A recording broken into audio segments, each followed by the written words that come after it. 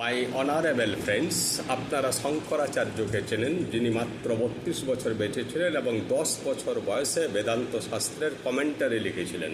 তিনি বলেছেন যে জগৎ মিথ্যা, একমাত্র ব্রহ্মই সত্য।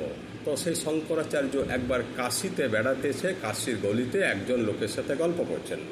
হঠাৎ একটা ষাঁড় তাদের দিকে ছুটে আসছে। এটা দেখে শঙ্করাচার্য একটা বারান্দায় উঁচু জায়গাতে স্থান নিলেন। ষাঁড়টায় চলে গেল। তারপর ওই লোকটা শঙ্করাচার্যকে জিজ্ঞাসা করছেন, আচ্ছা আপনি তো বলেন সব কিছুই মিথ্যা, তো ষাঁড়ের ছুটে আসাটা তো মিথ্যা, আপনি ছুটলেন কেন?